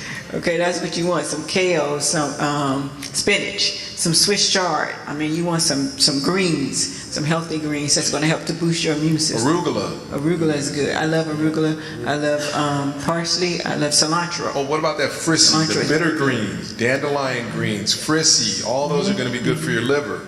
So if you can find dandelion in the store in a bunch, get it and eat that. It's bitter, but it makes it different. It makes the whole salad different when you have those bitter greens in there versus always that regular old plain lettuce. So the bitter greens, radicchio, the little purple head of thing, that's kind of got some bitter flavor too. And it just changes the whole profile of the salad, so you're getting some flavor and you're getting some nutrition at the same time. I add some cabbage to mine too. Give us a nice crunch. Some cabbage, some carrots. You know, you get the coleslaw, which is just chopped up cabbage, you know, out of the grocery store, and just add that to some dark green leafy vegetables. That's very, very good. You also mentioned for gastritis, peach leaf tea. What was the serving size for that? Take about a fistful, a cupful of peach leaf, just as many peach leaves you can put in a cup or you can hold in your fist, and boil that in a quart of water. Boil that for about 8 minutes and let it simmer down, cool down, strain that, and sip on that. That is really good for gastritis and for female cramps and any type of stomach distress. If you can't find the peach leaves, you can also get dried peach leaves in tea bags. Now, it's going to be expensive because peach leaf is very, very expensive. But you can get that too off of the internet. Okay, you can get it loose or you can get it in tea bags. Everybody's got a cousin in Georgia. Call your cousin up and say, "Give me peach leaf." Or get you some leaves and dry them yourselves. You can take the bark, you can take the twigs, prune the tree down, the twigs on the peach leaf, which would help the tree, and you can grind that up, and it's stronger than the leaves. Okay. Now, I knew about the peach leaf because I had been suggesting that over the years to individuals, but for stomach issues, but never thought about it for gastritis, so that was helpful. You also mentioned the Breer Walla. Is that did I get the Breer Walla herbs. Could you spell that, please? BEARWALLOW, and then herbs. Now, I will warn you, theirs is in an alcohol base. It's an alcohol-based tincture, but it is a good tincture that you can use. But they also have other tinctures there as well, right? They have a lot. Okay. And you can pull the alcohol out, so don't worry about it. You can do that. You just boil it for a little bit, like a couple of minutes or so. But you don't want to boil it too much to boil it all out. You know? You boil it until, if you get an alcoholic tincture, you put, like you've got 1 ounce, you put an ounce to 1.5 ounces of water in there, and you let it come to a boil. The minute it starts boiling, cut it off. Alcohol will dissipate before the herbs will destroy the herb. It's going to evaporate. Okay. Before water boils, alcohol will evaporate. You'll take it right out. Could I also call them if I wanted things like clove oil and peppermint oil that are, what's the word, that you can eat? Because I needed some the other day in order to make the cough syrup, but it's hard to find. I don't want to just go to anyone to get it in order to make what I need to make. Could I go to them to get some of these? Call her up. I have talked to her on several occasions, and she's in the Northwest, and she is an herbalist. So she gets things right out of the mountains, you know, where she is. But call her up and see. But when you go on the website, you should be able to get her phone number. Yeah, tomorrow we'll tell you where you can get a lot of herbs and things too. We're going to do that tomorrow, so you'll know how to do some supply. But you can make any tincture extract you want. It's the simplest thing in the world to do. And it's not expensive at all. We teach it in our school. I can take 1 ounce of peppermint, or lavender, or oregano, I don't care what it is, and I can make 1 quart of extract out of that. And you can ingest it. It has no alcohol in it. And that 1 ounce will make 1 quart that is stronger than that 1 ounce you began with. Okay. By knowing the right mixture, by mixing water, DMSO together. Yes. With the you should remember this. Yes. You went through the school. Yes. You went through my school. Yes, that's right. And you just take water, DMSO, and that extract, mix it together. In less than 2 minutes, you've converted to 1 quart. All right? Because DMSO is a solvent. That's what they put in organ transplant to keep the cells from breaking down. It stabilizes the cells.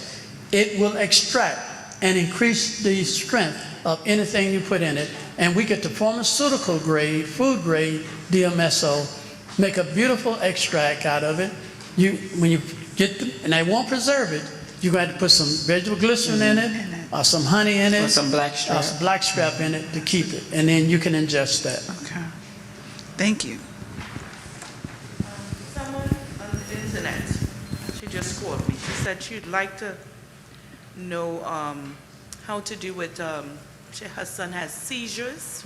What Okay. could you do for seizures? Okay. You can use CBD oil. CBD Okay, oil is just very, speak- very good for seizures. Go ahead and say it again. CBD oil. If you can use CBD oil, you can get it off of the internet.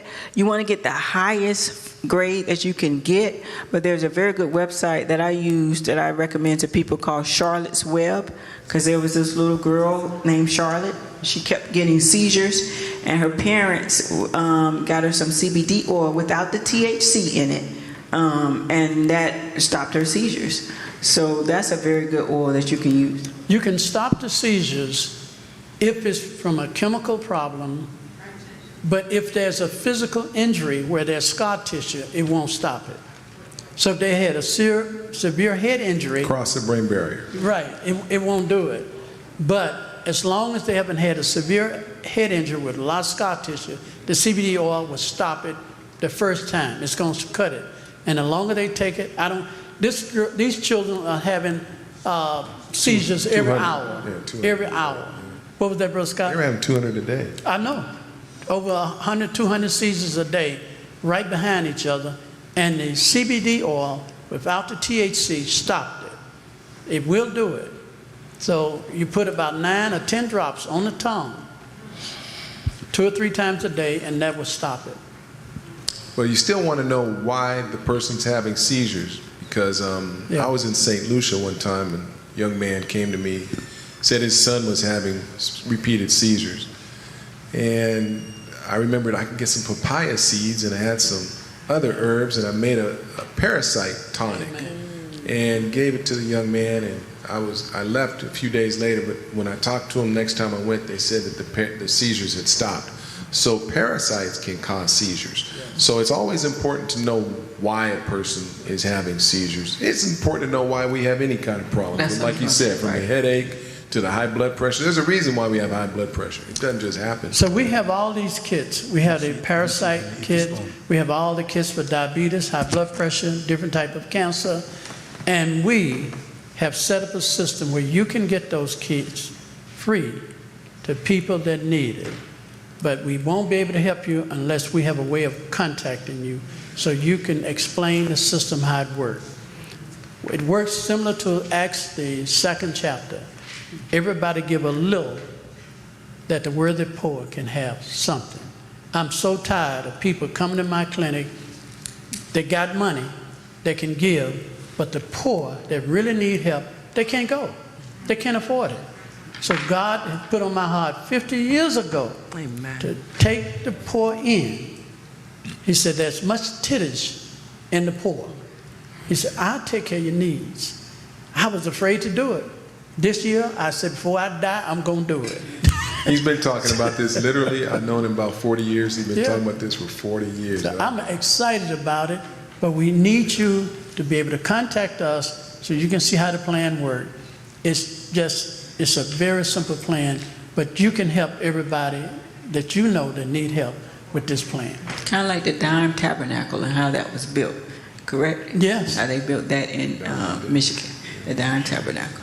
Okay, so we got about 20-some minutes left, so yes, ma'am. Okay, so besides, or apart from exercise, what can one do to bring cholesterol levels down? Well, I would say that the first thing and the most important thing is vitamin B3.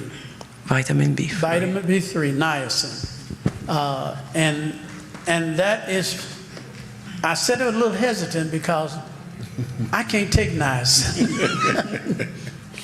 Niacin drives me crazy. You know, it gives you a niacinamide flush, or it gives me a hot flash. You know what hot flashes are? When I take vitamin B3, I get hot flashes. My skin turns red, I get hot inside, itch, and in 30 seconds to a minute, it's gone. I can't handle that. That's because my body evidently don't need much niacin. I can take 25 milligrams, 50 milligrams of niacin, and that's about far as I can go. Some of you could take 500 milligrams. When I work with schizophrenics, to give you an idea, I give a schizophrenic 3,500 milligrams of niacin, and I can stop him and take him off his psychotropic drugs. That is a proven remedy. And a lot of people know they can do that. It's not just me. It is because it calms them down. And that's niacin. And you can do your research. Niacin would do it. And then they can take 3,500 milligrams and they don't even get a niacinamide flush. I would be afraid to do that for me. So I would say, try the niacin. Start off real slow with it. I would say start off with maybe 500 milligrams with it. If you're a woman. Now, if you're a man, you might want to get it back to about 100 milligrams. Go on a heavy diet of salads with a lot of garlic in it. Eat a lot of fiber with bran fiber in it, because that brings down the cholesterol. Regulate your bowels. That do it too. Drink plenty of water. That do it. And why you start the man on the lower dose? Because I'm a man. I don't know. I guess some men could probably take a high dose. We're more sensitive. We can't handle stuff like that. We can't, Scott. You know that. I mean, men are timid. You know what I mean? I mean, women are much stronger than we are. I mean, a woman, she can bear the pain, but we just as pitiful and sorry when we got a problem, and we want to think we're the stronger. We're not. Trust me, we are not the strongest. So, yes, I'm looking out for my brethren. So can you just go over acid reflux problems? What do we do? Yes. You know, acid reflux is where, you know, your stomach builds up too much acid in the stomach, and then it upchucks past the muscle at the bottom of your esophagus. There's a Spencer muscle there. That acid can actually come up the back way into your esophagus. And it is very, very painful. That's when you're upchucking it. You have to neutralize that acid. That comes from eating too many complicated diets, foods, menus. That comes from eating and laying down after you eat. You cause the food content to flow back toward the esophagus, push against that Spencer muscle, and repeatedly doing that can do it. Drinking with your meals can do that. Chewing gum can do that. You're exciting that gastric juices, you're producing too much of it. And so I would say the major is diet and digestion. And they can do a avocado and banana diet for like 3 days. Mash up avocado and banana and just eat that 3 times a day, and that'll help to neutralize that acid. We do this for babies. You know, when babies got a delicate digestive system, they take ripe bananas and avocados, and they then take some yogurt, some non-dairy yogurt, and that conditions their stomach to receive food, and that stops the burning. Then we give them 8 to 10 chewable super papaya enzymes to chew, and they'll overcome it and deal with this stress level. You want to get them to calm down, maybe make them a calm type tea, like 1 pot valerian, 1 pot skullcap, 1 pot chamomile. Skullcap, yeah, chamomile, and let them sip on that to kind of calm them down. Typically, I would get them a steam bath, a salt glow. Wet sheet wrap. Wet sheet wrap is fantastic, yeah. Now look, we hope that we could come back one day and do a training school. We would love to do a training school here, because you got a big church here. We could do a complete training school and train you how to do this work, so that when there's sickness in the community and the church, y'all can deal with it. Amen. So we have a team can do it. We can come back and do that. Not only that, we got a team, we can show you how to get out in the street and how to win this community. You're not going to win this community preaching. You will never beat T.D. Jake preaching. Forget about it. $1. You can forget it. You're not going to beat them, because they can turn flips. They can do whatever they want to do. You can't do that. So what you need to do, God has given you a magic weapon. The right arm of the gospel. And that's the medical missionary work. And so we need to know how to go door to door and knock on that door and say, God told me there's some sickness in this house. And you know you ain't telling no lie. and you go in there and you help them people and you introduce the gospel to them. Okay, so the last question for now. Do you offer the medical training? How can one benefit from We have a that medical class? missionary physician course. Now, anyone can take this course. It's a 30-day on-campus training. You come there, you stay 30 days on our campus. You go through a very intense training. After you finish that training, you get a level 2 certification, well, level 3, first level, level 3. Then if you do home health care, we got a home health care system where you go out, we send you out to work with people in their homes, wherever you live, and you do so many assignments, you get certification for level 3 medical missionary physician training. We do have that, and that's also offered free for the worthy poor if you sign up for this plan. We do have 2 schools a year, April and September, and we just finished our April class last 2 weeks ago. December. Wasn't 2 it? weeks. About 2 weeks ago. Was it 2 weeks ago? I thought it was last week. Matter of fact, the young man there, Aaron, he is a product of our He graduate is. of our students. Just graduated. So he's traveling with us. He's learning his level 3 level of medical missionary physician. We're going to send him out on assignments. He'll go live in somebody's house. He'll take care of them, and he'll bathe, cook for them, do everything for them until he get his level 3. So where is your campus? We live in West Tennessee. We're about 150 miles from, we're an hour and a half from Huntsville, Alabama. Excuse me, if you have Sorry. acid reflux, Sorry, I actually have a quick question before. I don't want it. No, I'm saying I have a quick question before you, so just a second. Won't be long. Actually, I have 3 real quick questions. So the first question is, as it relates to eating watermelon, you guys mentioned about the watermelon diet. Some time ago, someone scared me about, you can't eat too far down on the watermelon. I do want to find out if that's a myth or not. The second question really has to do with, you guys mentioned something about a bowel or a colon cleanse. Is that like a product that you take? Just give me some clarification on that. And last question, we're in, COVID. I know a lot of persons have had it. Are there things that we should probably keep in our home that would probably help us to get through if we get infected there? Amen. Mm-hmm. I'm glad you mentioned COVID because we do need to cover that because that's what's keeping us real busy. And we want to share with you what we're doing with that. Melons should be eaten alone. They should be eaten alone because they're like 90-some% water. And it's like drinking with your meals. So it should not be eaten with any other thing, but eat them alone. And what else was that, Tanya? I know he mentioned the colon cleanse. Yes. We do. We both, we make one and Brother Scott makes one too. So we both have colon cleansers, and we will have those available tomorrow. We customize colon cleansers based on a person's need. There's some people have irritable bowel syndrome, and we can actually make a reverse bowel cleanser to slow their bowels down. People that have a slow bowel movement, we can actually speed it up. So Brother Scott has 2 different types of bowel cleansers, and I think we have one that we make also. Right. So tomorrow we have all of these available, and if we have something, if you want something we don't have, we can gather information, we can customize that and make it. We also make kits for, I'm going to call them lung immune kits, and that's when, the COVID was rampant. We make those kits. I have some sample kits with me, and I also have, the regular size kits as well, but we do make those as well. The sample kits are like an emergency package that everybody needs to have in their house, because what it will do, it will stop the COVID the minute you get sniffles.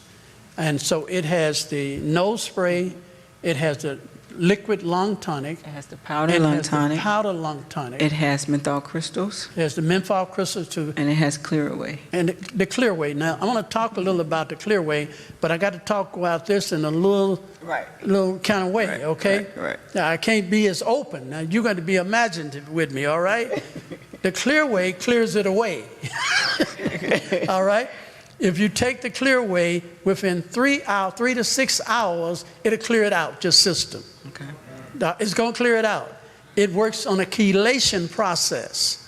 If you put toxic chemicals in the dirt, the vegetation will chelate the toxins out of the dirt into the plant and neutralize it.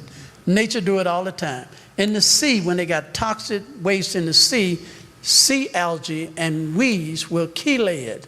So one of the most powerful chelative herbs is cilantro. Cilantro and spirulina. They will chelate it and take it right out of your system. So, but you have to take it within 3 to 6 hours. If you wait, if it's too much longer than that, what it would do, it will stop the cytokines. It still will stop the cytokines. You won't have that. See, cytokines is not from what you took. Cytokines is your immune system reacting to what you took. Okay? Your immune system overreacting. Those cytokines. So cytokines is nothing but inflammation. That word cytokines means inflammation in the system. It comes about because it recognizes a foreign chemical in your body, and your immune system is trying to get it out. It overreacts and produces inflammation in your lungs and other places in your body. And so what it does, it can stop the cytokines. Now, we got a limited amount of these kits we brought with us. And I'm telling you, if I was you, I'd try to have one in my house, because this new situation that's developing, you got to be able to deal with it, because it's coming. It's in this church.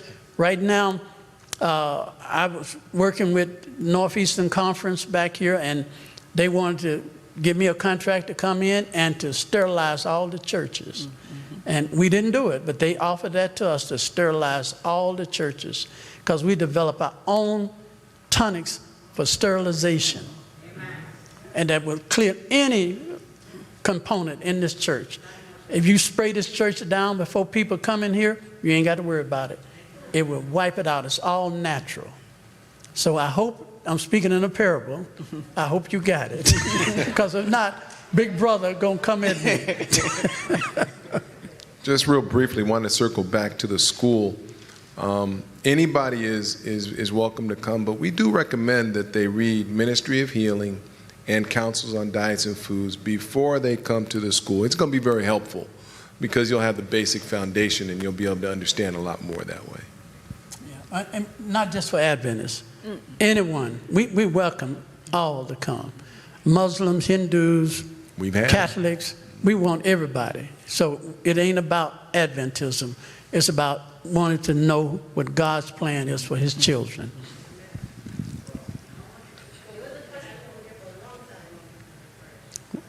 She said long. Oh, the mic is on. Okay. What about protein in the urine? How do you help that? Well, first of all, we're going to reduce the amount of protein consumption. And then we want to see the filtering system in the kidneys breaking down, releasing protein in the urine. So we want to find out what is causing that. I'm going to tell you how to correct that. You need to go get you some nettle seed tea. I work with a lot of people that the creatinine level and potassium level is too high. They're on their way to a dialysis. So what you want to do, this will prevent them from getting on the dialysis machine. Take you about a half a teaspoon of nettle seed tea. Nettle seed? Nettle. Nettle. Crush the seeds to a powder, make a tea out of it. Drink that 3 times a day. Take a half a teaspoon of aluminum-free baking soda. Put that in a few ounces of water. Drink that twice a day. That will pull out that protein, and that will bring down your creatinine level and your potassium level. That will protect you from having total kidney failure. I want to add, when you do that baking soda, to do that for like 5 days only. That's right. Because what that's going to do is that's going to shoot your pH up way high. It's going to put you way high on the alkaline scale. But that's good, because that's going to cause your fighters to come in, your immune system. And that's what you want. But you don't want to keep it that high for a long period of time, because if you get too high on the alkaline scale, that can make you sick. So you don't want to be too high on the acidic scale or too high on the alkaline scale.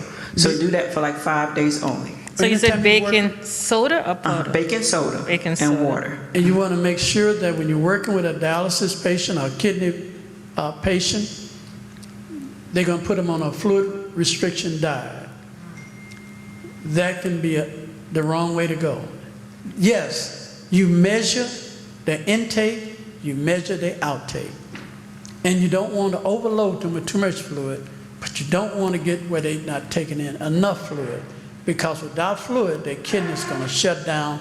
You check the color of that urine. That urine first is going to turn yellow, it's going to turn brown and dark brown. At that point, they're in a lot of trouble. So you got to get that kidney, that color back right. And when you get it back right, then they're going to be all right. Give them some cranberry, unsweetened cranberry juice. That will help them a lot. So you said, I'm sorry, I went a little fast. Nettle tea with how much of that? The nettle seeds. The seeds. Yeah, you want to get the seeds. Okay. And sometimes they're hard to find. Sometimes, I mean, I had to get some. I think I got mine from Greece. I got mine from Romania. Yeah, you know. So I mean, sometimes they're hard to find. But the nettle seeds. If you can't, I mean, you can use the nettle leaf tea too, but the nettle seeds are stronger. You're going to use a lot more of the leaves because it's. We have a formula too for that we can we can help you with. So, but back to what he was saying, you know, the kidneys. What they'll do if you're on dialysis is they'll limit your fluid intake because they assume that you're going to be on dialysis. You don't need liquid because they're going to take the place of the kidneys, right? See, that's the mindset. We're not trying to get you dependent on herbs or machines or anything.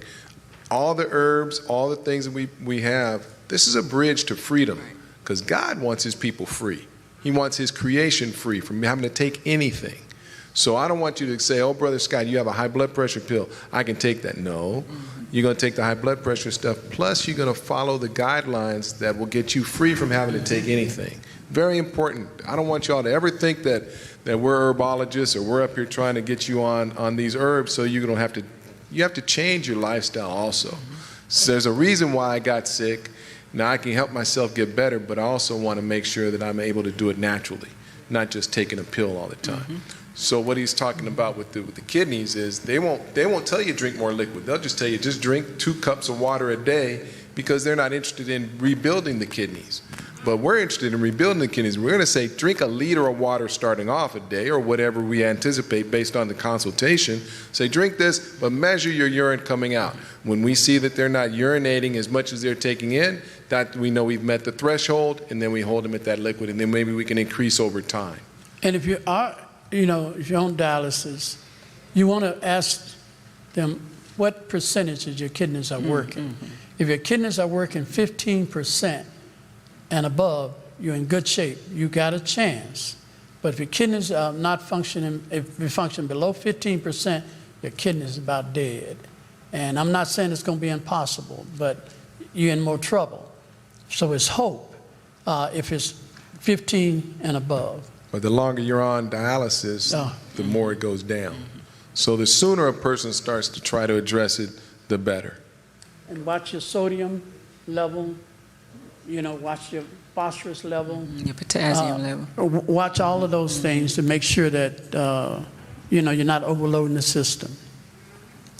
Okay, so we about at our time here. It's got about...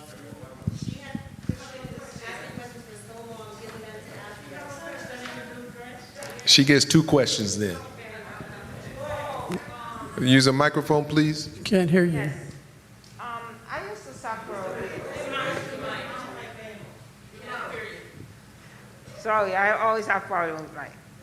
I used to have problem when I was younger with acid reflux.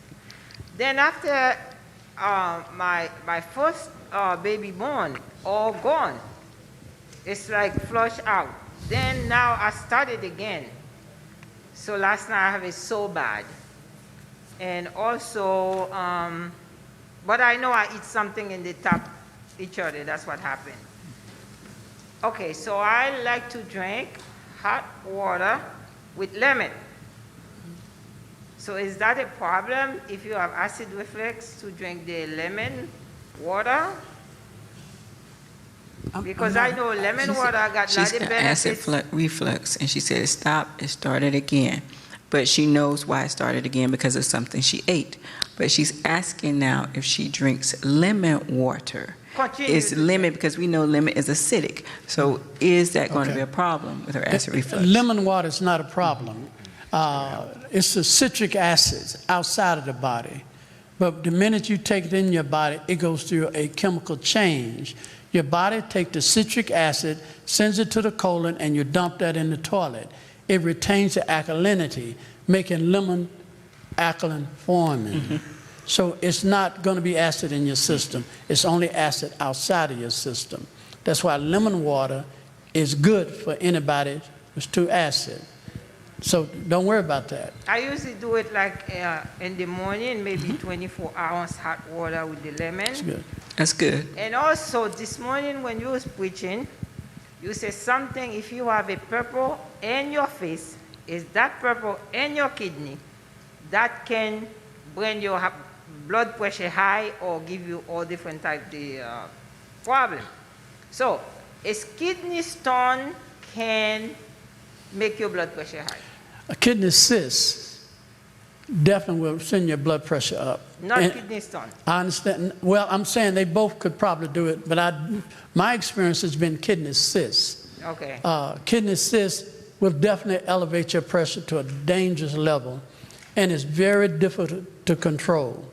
And medication don't work on it or nothing. And it's a very difficult problem when you got a cyst with kidneys. So I would think that stones may have an effect, because I know this cyst does have an effect on it. What you're going to have to do is really work with those cysts to try to flush those kidneys out. I don't have kidney cysts, I have stones. Well, you can definitely flush the stones out. You can take... It may be flush out already because I like... You can take, I'll just tell you real quick, to flush the stones out, you can take 3 ounces of lemon juice, 1 ounce of olive oil, drink that first thing in the morning on an empty stomach. Do that for 3 days in a row, and drink 3 to 4 ounces of 3 ounces of beet juice, B-E-E-T juice. Yes. And that, and another herb called cleaver root. Cleaver root dissolve the stones. Okay. So that's what I would do, and make sure you drink plenty of water. The only reason why people got kidney stone, they're not drinking enough water. Well, maybe before, but I drink a lot of water. Okay, well, you're doing good. But kidney stones come from not drinking enough water. Okay. The stones become solidified because of the calcium and phosphorus stick together. As long as you're drinking water, you're going to urinate and keep that from taking place. But tell you the truth, I don't know if it's still there, because I do a lot of stuff. Okay.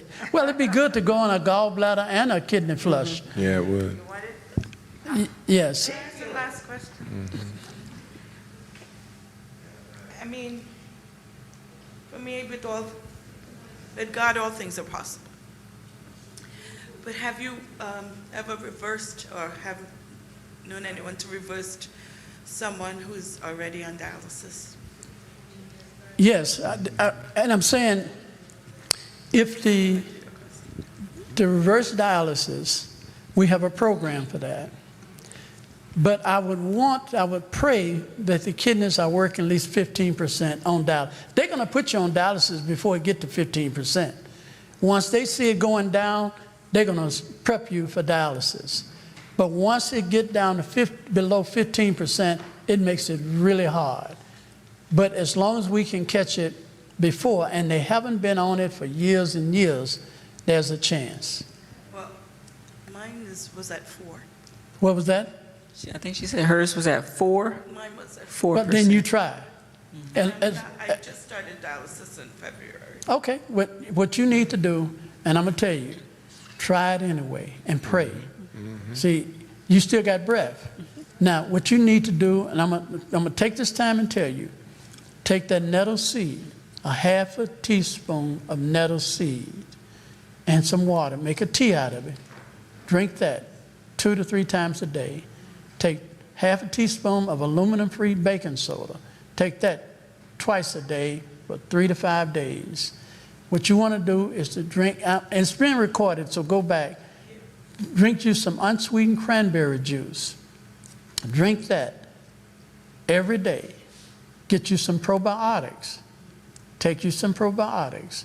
Make sure you keep, now you're on a fluid restriction. How much fluid they got you on? How much fluid they say you can drink? Well, they said I only can drink like 2 liters of water. You can drink 2 liters? Well, that's good. That's fantastic.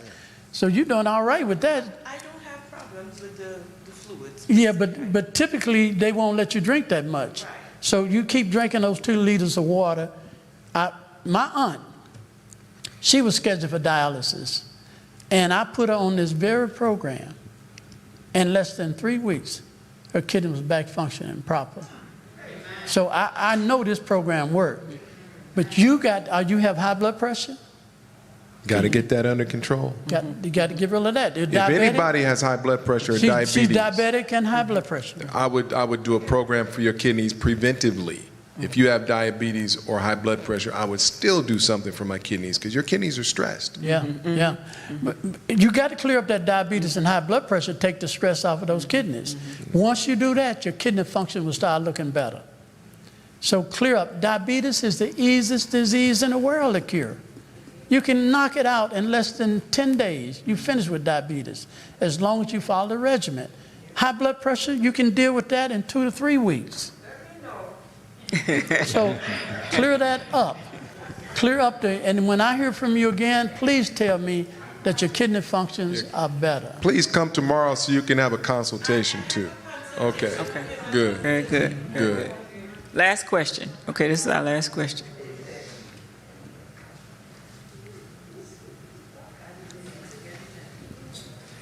My last question is, I work with pregnant and postpartum mothers. So my idea is to learn things that I can really help them with in the program that I manage. One of the key things that they deal with outside of preeclampsia, gestational diabetes, is morning sickness. I can't hear you. One of the things that they deal with preeclampsia, they deal with gestational diabetes, and they deal with morning sickness. Is there a simple remedy that I can give them for morning sickness? Because my profession won't allow me to give them other things. I try and slide it in different ways. Okay.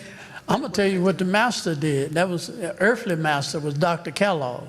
And he was a master dealing with morning sickness. And then I'll tell you what you do for gestational diabetes. I worked at my clinic years ago. I don't do that anymore, so don't ask me. But I used to be there and a midwife. I wasn't a midwife, but I was there, the physician on call when they had babies. And it was my job to be there to examine the placenta, to do everything concerning the baby and make sure the baby was all right. And I had to monitor the women that was having morning sickness. Dr. Kellogg said, let them eat dry food first thing in the morning, crackers or Melba toast. Don't eat nothing sweet, don't eat nothing wet. Take some crackers or chips or dried cornflakes.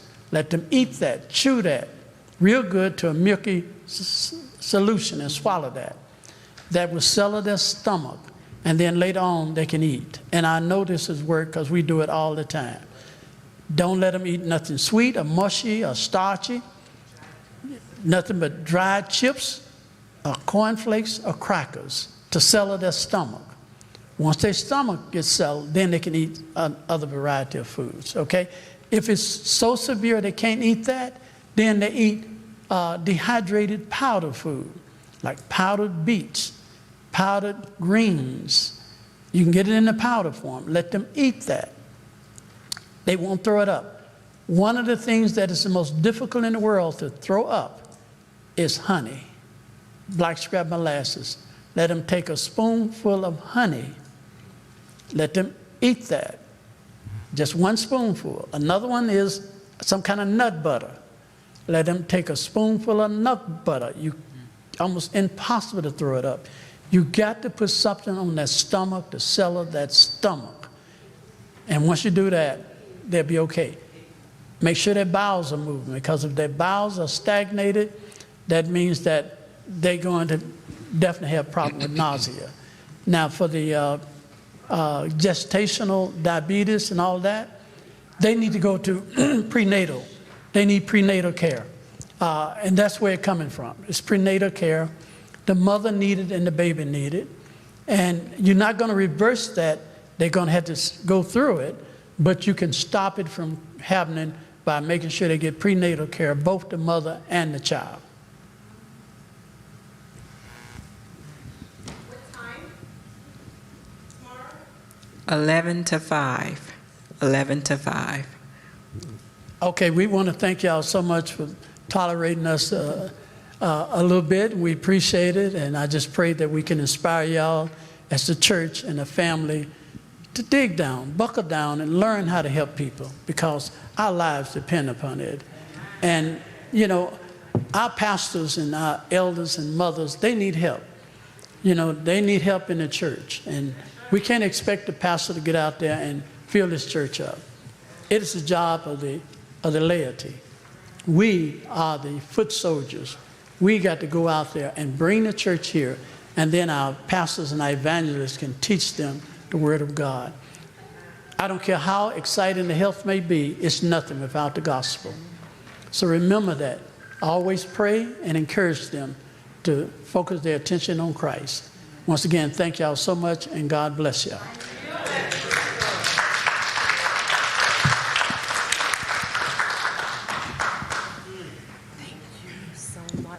Thank you so much. Is this on?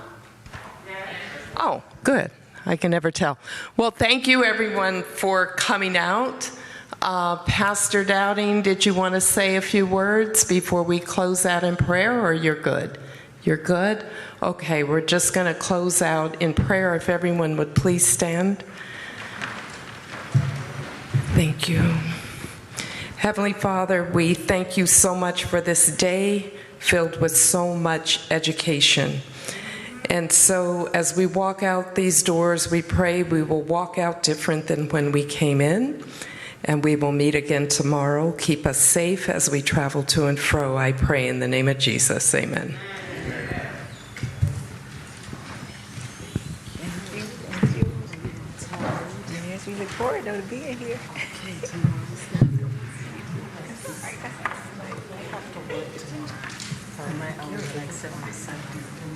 So on my business card? I think Tanya has some cards. I need you.